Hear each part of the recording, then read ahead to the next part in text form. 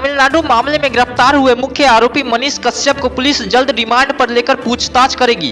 उससे viral video से लेकर अन्य सभी मामलों में पूछताछ होगी। इस मामले की जांच करने आई तमिलनाडु की टीम भी मनीष कश्यप से पूछताछ करेगी। इसके बाद तमिलनाडु पुलिस भी उसे रिमांड पर ले जा सकती है।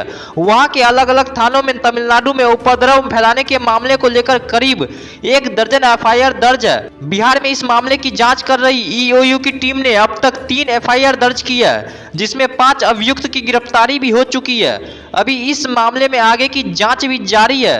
यह जानकारी एडीजी मुख्यालय से जितेंद्र सिंह गंगवार ने दी है। तमिलनाडु में जो बिहार के निवासी कामकाजी लोग वहाँ रहते थे, उस प्रकरण में जो वीडियो वायरल हुए उसमें तमिलनाडु में 1 दर्जन लगभग, हो सकता है और भी कांड दर्ज हुए हों, लगभग 1 दर्जन कांड वहाँ दर्ज हुए। उनकी टीम लगातार कई राज्यों में कैंप कर रही है, कार्रवाई कर रही है। बिहार पुलिस के आर्थिक अपराध इकाई द्वारा भी 3 कांड दर्ज किए गए हैं। 3/2023 इसमें 3 व्यक्ति गिरफ्तार हुए हैं।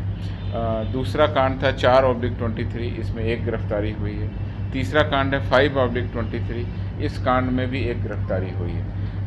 जो अभियुक्त थे उनके मनीष कश्यप गिरफ्तारी के लिए प्रयास करने के दौरान जगदीशपुर ओपी में आत्मसमर्पण कर दिए जाने की सूचना है।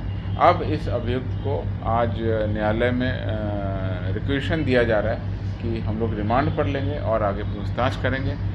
तमिलनाडु पुलिस भी आई हुई है, वो भी अपनी आवश्यक पूछताछ जो करना है नियमानुसार करेगी और उसके कांड में अगर कोई साक्ष्य है तो वो अपने नियमों, अपने साक्ष्यों के अनुसार कार्रवाई करेगी।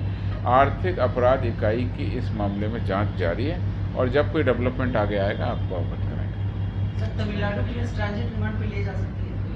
नहीं, पहले हमारे यहाँ ट्रांजिट रिमांड है। पहले हमारे ट्रांजिट रिमांड है। हम लोगों ने ट्रांजिट रिमांड का एप्लीकेशन दिया है, तो जो भी कोर्ट का आदेश होगा हम लोग उसका पालन करेंगे।